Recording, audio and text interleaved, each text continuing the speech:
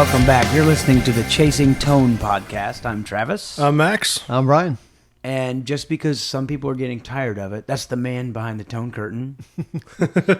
Hash brown. Wrong. Yeah. Now we got it out of the way. Okay, so let me ask you about the tone curtain thing. Yeah. Does I know what you're going to ask. This is great. When you came up with tone curtain, were you thinking that it was like a Wizard of Oz sort of thing? Like, I'm the guy that's, everyone thinks there's this cool stuff that we're doing, but in reality, it's just like, we're just like, and it's good enough, let's sell it. No, man, I was just riffing. I mean, it actually means absolutely nothing. You know what I mean? It's like to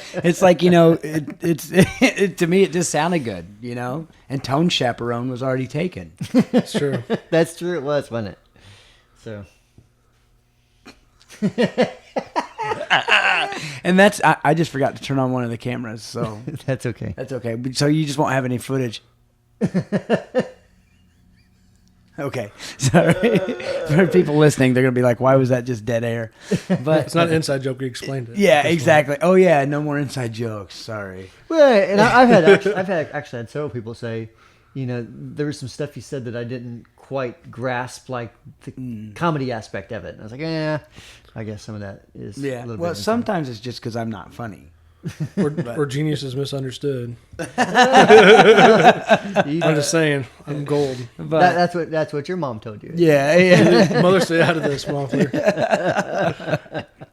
But no, the tone curtain thing, I have no idea why I said. I just thought it was funny. I just wondered where it came from. That's all I wanted. Yeah, I mean, of course, it has the Wizard of Oz thing, I guess, but I don't think I'm not insinuating that you want to be so introverted that you just want to stay out of it and you don't care about what people think. Right. You know what I mean? And that was one guy's interpretation of it. So I was like, no, it's pretty far from that. So, but maybe I'm the guy behind the waffle iron or something. I don't know. I wish. And if so, how come we don't have any waffles in here? You've been holding out on me, bro. Maybe I'm the guy behind the... You know how I feel about waffles? Let me ask you this, though. Do you really feel that way about waffles, or do you feel that way about the syrup? Who's the real hero there? Oh, see, I'm different. I don't like waffles with syrup. With cream and chocolate chips. It's like cake, but for breakfast. See what I did there? Cake. Yeah, cake. Everything's back to cake. Oh, my okay, goodness. so I have an interesting topic that actually came in through the email address podcast@wamplerpedals.com, which please send suggestions, comments, anything. But not anything. Right. It's got to be safe for work because it is my job. But we did have a great question. I was looking for it. Yeah. Where do babies come from? The stork. The stork. Cabbage Oh, Patch. wait. Kind of back up and say, because is this from Instagram? This is Instagram, Baby Lopa. Okay, but this we put out there, hey, is there anything you guys want to? Yeah. Any questions you have, Right. And he asks these following questions. Max, I'll just let you answer. I'm going to sit back on. Yeah. Okay. So, Max, where do babies come from? The stork and the Cabbage Patch. Okay. What is the plural form of platypus? Platypi. So it's not platypeople. No, that's a mutant comic. Okay. Okay. Lastly, why aren't jet skis called motorcycles? Because cycles have wheels. Genius.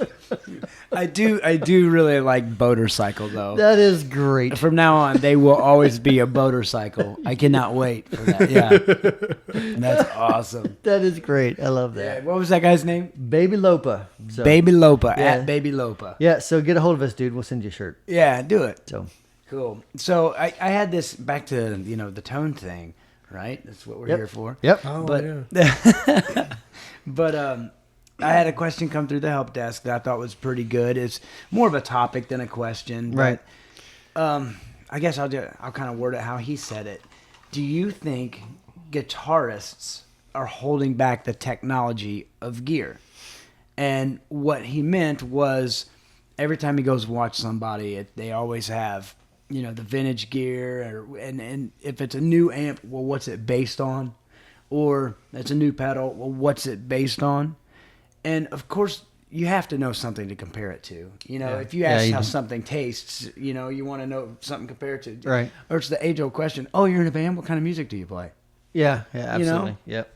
So, but I do understand his point that we are so quick to say that an amp is a Fender or an amp is a Vox. And I found myself doing the exact Oh, same I thing. do too. I'm Yeah. just as guilty of it as anybody, if not more guilty. Right. I know there's been several times I'll play an amp and I'm like, this is really good. Is this more like a deluxe sort of Yeah. thing? Or I mean, it's kind of Yep. like my frame of reference. Same here, You know what I mean? and I take it a step further, and this is so nerdy, but I'll look at the tube complement and base my I'll kind of know what it sounds like based off that. To my It's like me, to my head. 6L6 and you're like, oh. yeah, that's yeah. awesome. Like for me, I swear I can. When I play it, I can tell if or some amp has EL84s in it. To me, they have to me, that's the most specific sound there is. Right. You know, to my ear. Like, I really can't tell KT66s from 34s, you know. I just don't have that much, you know. We'll get there. But, you know, but at EL84, I can tell the difference. But, you know, I mean, are you guilty of that too? Oh yeah. Especially on the phone, I'll talk to customers. It's a large part of my job, and be like, okay, what kind of amp you playing? They'll say, oh yeah, I play Dr. Z, or I'll play something 6L6 bass. So I'm already thinking, okay, I got a Vox, I got a Fender. Right. I'll start already like, okay, I kind of have an idea what this sounds like. Right. And that, for you, especially when somebody says, well, what's this pedal sound like with a Dr. Z? And, you know, that's not the best example because we have a Dr. Z here, Yeah, and we've we heard also that, have yeah. we also have a Vox. But let's say, We have just about everything. yeah, but let's say you didn't have a Dr. Z, that's where your head would go. Exactly. And to me, like I had the Moz 38 Senior. Killer amp. It sounded nothing like a Vox to me. Maybe just the way I had it EQ'd. Maybe it's the way I play. I think but- the cabinets play a big part of that too. The cabinets Yeah. and the speakers in those amps. Yeah. But, So- and they definitely, like, what do we have, an 18?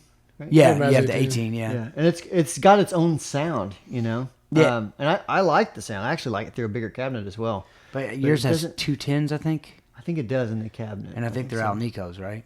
I can't remember. If I recall right, there seems like they have they're Dr. Z branded. I don't. Oh, okay. I think they're ceramic though. I thought. They probably are because I remember I been like s- the it's amp been- and it's I been a hate long time. Alnicos. Yeah, usually I just run it out to a cabinet of some sort. So Yeah.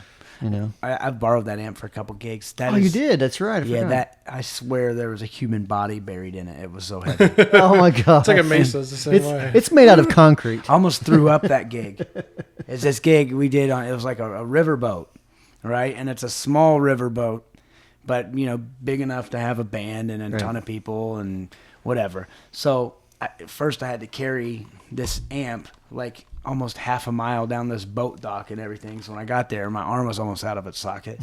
But we set up, we start playing, and first song in, man, I break my low E string. Who breaks Oh. and you know me, I don't even play hard. Right. So of course my confidence is shot, and it's only my third gig with this band Right. anyway. And you're probably irritated a little bit Oh, by that of time. course. Because you're like, how am I going to get by without it in my low E? Yeah, exactly. Luckily, Yeah. I was playing with an awesome keyboard player. So Oh, yeah, that helps, yeah. But I'll never forget the as soon as we started taking off, dude, it was so rocky that I started to get seasick. So I'm like literally, you're swaying, and you feel like you're swaying, but all you're doing is you're trying to stay upright. Right. So like, it was the weirdest gig. So like ever. the room looks like it's stationary, and you feel like you're the one that's moving in this room. and it's imagine that, and then doing 2 75-minute sets like that. See, I can't do that, man. Oh man, I cannot do that. no. I can't play like that, but I was like that after a party at NAMM. Back to my hotel. I do believe that was alcohol induced. So.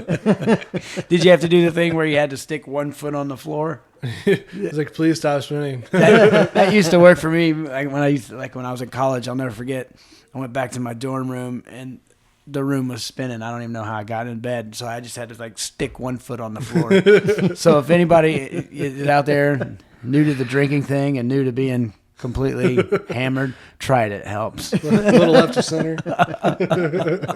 But that's so far off. But so you know, we always have to base things on things that are familiar, and that goes without saying for everything. But this guy did make a good point, like, and you brought up the Axe effects, Right. Like, did you see the and I'm not trying to bring up Wampler but it's what I'm familiar with. Sure. So did you see the Brett Kingman demo of the Clarksdale? Mm-hmm. Yeah. And he did it all through an Axe Effects. He did, yeah. And this guy, Brett Kingman, I mean, I bet most people that are into gear enough to listen to this show know who Brett is. What is his YouTube? Burgerman? Burgerman 666 or Yeah, something like that. Or if you just put in Brett put in Kingman. Brett Kingman, you'll find him on YouTube. And that guy has played every piece of gear imaginable. I mean, it's what he does for a living. He tours, he's a professional musician, but a big part of his thing is he does YouTube demos. And it just struck me as like he was doing the demo and he kind of stopped and he goes, "They're getting really close to bridging that gap, guys." and the thing is, if I heard it from, and this is so bad, and I know I'm going to get ripped apart for this, but surely I'm not the only person that thinks this way. If some shredder dude said that to me, I'd be like, sure. But a guy like Brett Kingman, who I can relate with, and has played every piece of gear imaginable. Yeah, a guy like that says that, then you're like, okay, maybe I should take notice. Right. Yeah, I mean, in fact, I've often thought, it'd be great just to have an Axe Effects, like I second, maybe two. I mean, it'd be great, like for breadboarding purposes, just to have another palette to run it through. That'd be cool. Yeah. Or our offices, is that what you think? I mean, the general way that we are designing stuff is there's a breadboard that allows us to build circuits quickly without soldering. Just kind of like a wire in here, plug a part in there, and it makes a circuit. So we use that. It goes out to, you plug your guitar into it, you plug that out to an amp, and then, of course, we have all those amps lining up the wall. So you basically just plug it into each different type of amp and you're just measuring to see what happens. Well, what happens when I plug it into a Marshall? What happens when I plug it into a Vox? What happens, Even you have a little bit... Even a solid state, little finger solid state. And you used to have that Line 6 out there, too. My son's got that. Your son's got it? Yeah. But that's cool. So, I mean, it's... And that's what I always tell people, like, and I can say it confidently, and it's what's so great about when people ask me, like, well, how's this pedal sound through a solid state amp? Does it even make sense to buy it? And, I feel bad because it makes me sound like a salesman, but yeah, it does make sense because instead of buying a $3,000 amp, you can buy this $200 pedal. Right. And that's not just specific to your pedals, probably. It's just I'm so familiar with them that I know that they sound good through every amp. Right. Yeah, and it's not just ours. I mean, there's a lot of... Right. But if you're I know for a long time you were swearing by Sean. Lovepedal's Eternity, right? Oh, I still love that pedal. Yeah, it is a great pedal. That pedal. See what I did there? See? That's what I need in my sound effects. Oh, yeah. Hey, Sean, just send 2 more Eternities to the office. Yeah, Sean. Or actually...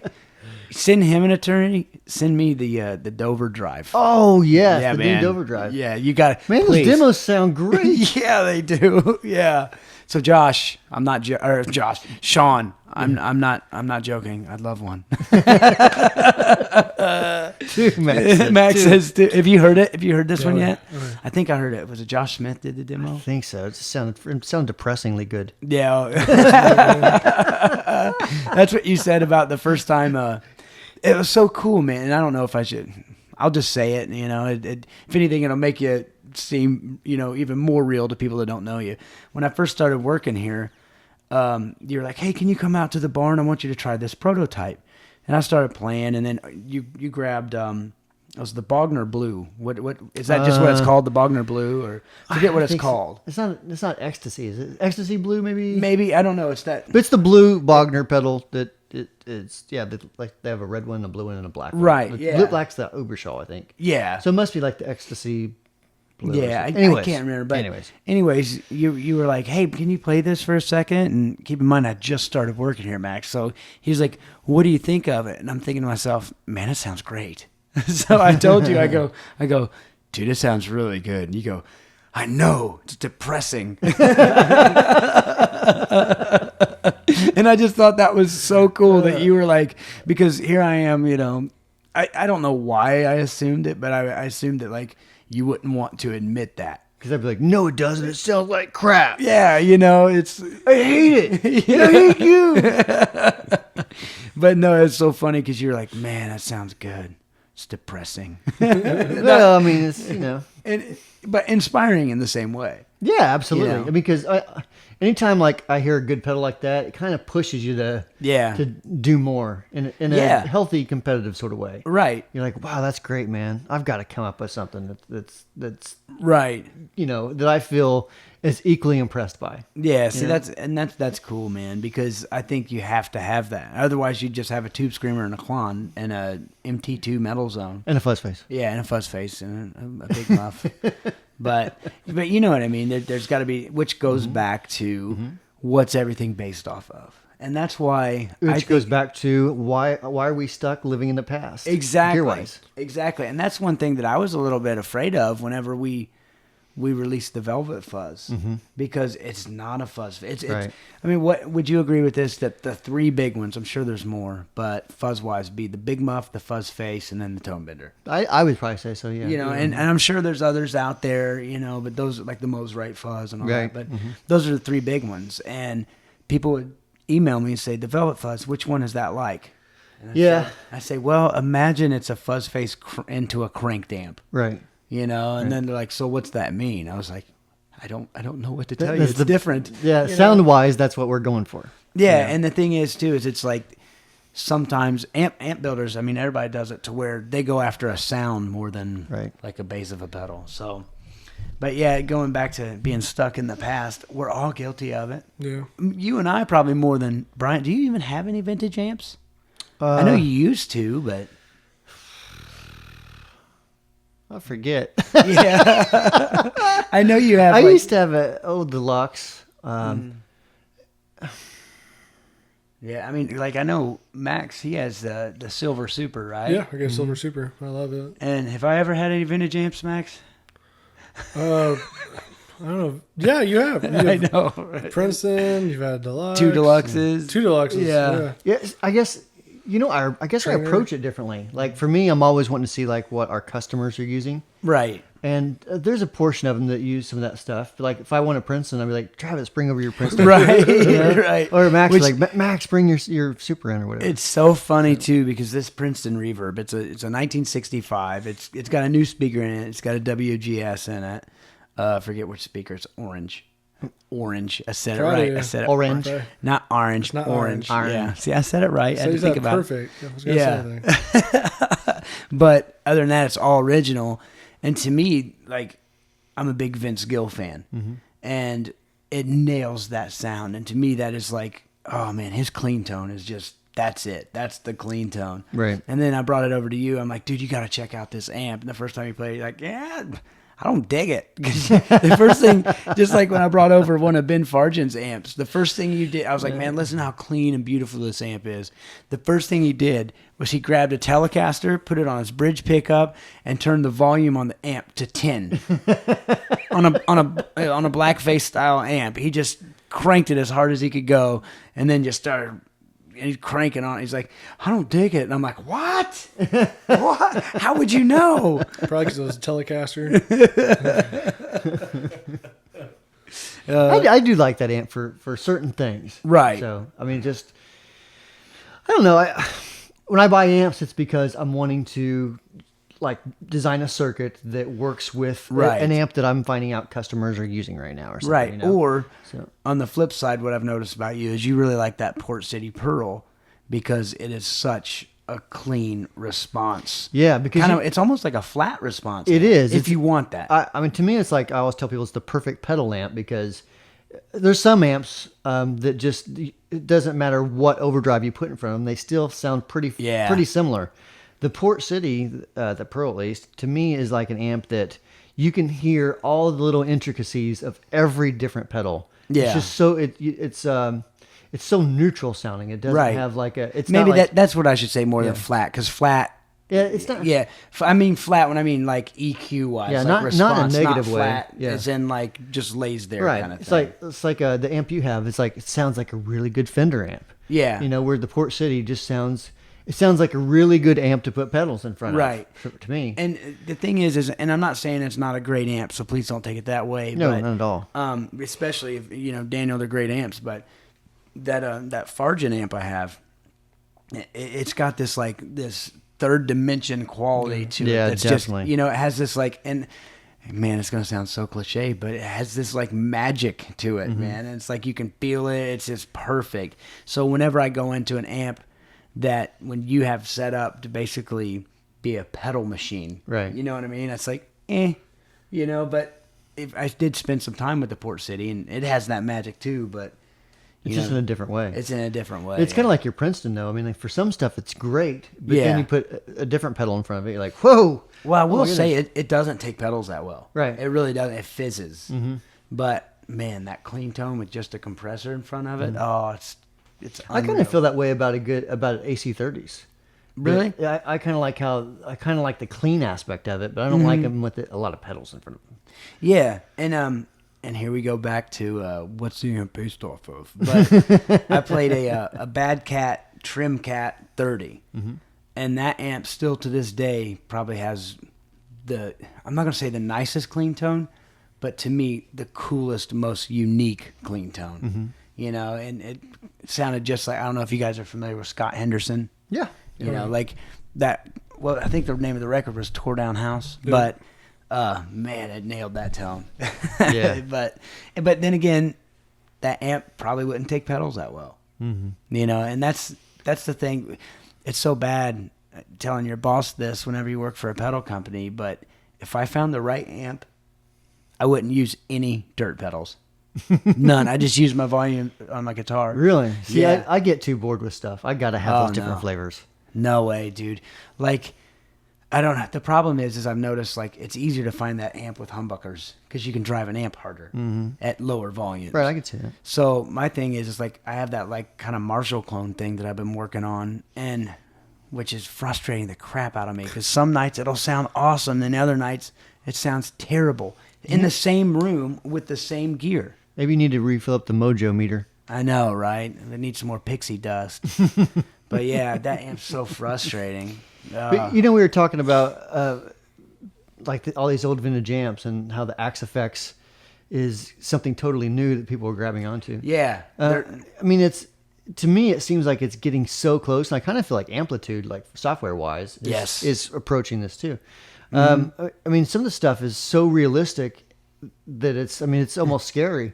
Yeah. I mean, in a way, it's like, for example, the Electro-Harmonics with the B9. Yeah. I mean, that's definitely not modeled after anything that's been done before, right? Yeah, and they even have one that's for harmonica and so stuff too. it seems like the Axe FX and the what's the company that makes Torpedo? The two notes. Two Notes. Is that right? Yeah, Two notes? yeah, that's it. So I mean, it seems like we're slowly getting there. Right. Many people are starting to, kind of embrace it a little bit. Yeah, embrace it a little bit. That's the right or word. maybe just tolerate it. Maybe not quite embrace it. There's some people that swear up and down by Axe FX. Though, Yeah. Well, I mean, the thing is, and like what Brett was saying, he said the biggest thing about that is the cabinet selection. He said when you can go in there and really find which cabinet to use, then that totally brings all those settings, to life. And I know, like a guy like Dweezil's Apple, I think uses a couple of them. And I mean, a lot of people like to use those with pedals because they take pedals so well. Which is not. I mean, usually there's a lot of those emulating from the past, at least. Yeah. A lot of the emulating amps didn't do so well in that capacity. Yeah, I ought to have. I'm writing this tune or whatever, right? And I wrote it while my wife was asleep right next to me. I'm laying in bed with AmpliTube. And man, the tones sound killer. Well, I think I sent it to you, and you were like, you couldn't even tell. Right, it sounded great. Yeah, and then I have a buddy who's total gear nerd, and I sent it to him, and then he was like, "Oh man, this sounds great." He didn't comment on the tone one way or the other. He was just like, "Yeah, this sounds really good." And then I told him, and he was like, I hate hearing that because I really liked the tone. It's like he wanted to believe it was an old vintage amp. Yeah, and when I told him that, and what I actually did is, I think I did this for you too. I took it into Logic, and I bypassed AmpliTube, and it just sounded like clink, clank, clink, Right. Yeah. And then all of a sudden, you put a little. I was using like their JCM 800. They don't call it that, obviously, Right, but right. their JCM 800, and then their diode drive. Mm-hmm. That's what it's called. And then I used the Univibe and a tape echo, and it just sounded killer, man. So the moral of the story is we're going to start putting Macs in our pedals. Yes. And they'll be $3,000 from here on out. And they'll be this big. Not Macs, Macintoshes. Macintoshes. Gotcha. Apple. I was like, one, I will not fit in an enclosure that big. And two, how can I make it sound any better? I was so confused. I'm like, just shake your head and say yes, yes. Yeah, that sounds great. MACS. Not Yeah, Max, MAX. not Max. Dude, you need to add an extra X. Max. Like TJ Max. TJ Mees. Yeah, TJ Me. Yeah, he calls it TJ Me. TJ Me. What's Wait, my? hold on. What, We got TJ Maxx is a clothing store here in oh America. yeah, Yeah. yeah. Well, no, they have it. They have it in the UK. Oh, do they? Yeah, Okay. it's TK Maxx. Okay. But So, anyways, that's same the thing. inside joke there. Yeah, and also the big movie theaters, that show 3D and they're like 2 stories high. What do you call those, Max? IMAX. IMAX. You Travis. You Brian. IMAX. Yeah, IMAX. they're called IMAX theaters. So every time, We drive past it. I've known you for 8 or 9 years. Yeah. And we hang out a lot, right? And every time we drive by an IMAX, still he just goes IMAX, and still I just shake my head Crack up a little. in disgust. Okay, yeah, I think it's You funny, crack up a little. but yeah, I do crack up. So the thing I have to admit though, and this is another reason why you should buy one, is I've never played an Axe Effects. I haven't. I haven't Well, either. I actually have. At like amp show. You guys made this weekend. Surely. Yeah, They yeah, may be that- out there at LA amp shows Yeah. this weekend. But yeah, like to be honest, I don't know anything about them as far as like, do you need a power amp for them, or does it have the power in it? This is stuff I have no idea. Isn't that terrible? I have no idea how it works. I don't know. Axe that Effect, much, send us but- 3 Longer HQ. Come on, Fractal. P.O. Box 2122. Let me get that Axe Effects one time, right? Where's my sound effects board? You do. I'm gonna bring you a MIDI controller. We're like 20 episodes you, in know, now. you know those like old little Casio keyboards are about 8 inches long. Yeah, they have the Yeah. I thought you mean like the ones like you blow into and then keys on it. I do have a little MIDI controller. It's like a little keyboard. You have to That- label everything. Well, that's okay. I've never used it ever, and I have it, so I'll just use Sharpie marker, Boom. clown horn. Clown horn. You know what I mean? And then fart noise that you always do. yeah. But that's Perfect. this is sound of disgust. So I'd love to get your guys' opinion on what you think as far as are we, and when I say we, I mean the general population of all gear nerds. Are we holding back technology? Are we so tied up on tubes and the way they sound and moreover the way they feel? I hate to admit it, but if somebody put a fractal, I'd like to think I could tell, but I don't know. Yeah.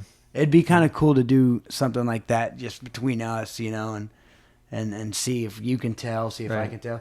I like to think I could tell in the feel.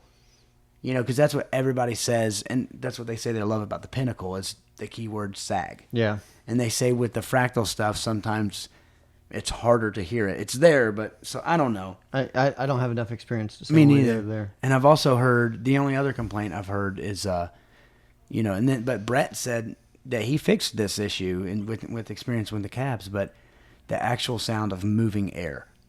You know what I mean? Yeah. And the Oh, yeah. feel Absolutely. of moving air.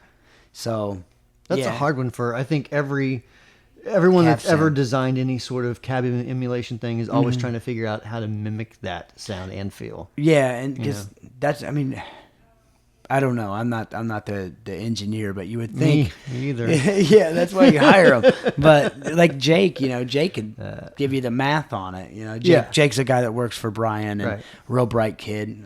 I can call him. And a I would kid. say change that to 5 kilohertz. yeah, Think of, yeah, on a computer. Yeah, so or you can just move this capacitor. yeah, but so I'd love to hear what you guys think. Your opinions on that. Feel free to shoot them to podcast@wamplerpedals.com. Or if you have general nonsense and you just want to flood somebody's inbox, Max at one. No. That's awesome. Also, check us out on Facebook.com/Chasing Tone Podcast. And our Instagram is Chasing Tone Podcast. Is that up and going now? It's up and going. It just needs content. Really? Yeah. So send us your pictures. Yeah, send us your pictures, right? Yeah. So we can use them. Safe for work pictures. Yes. Yes. So, yeah, we'll get on that. We'll get that updated. So, did I leave anything out? No, nothing I can think of. All right, Max? I'm good. All right. For Max and Brian, I'm Travis. Thank you guys very much for listening.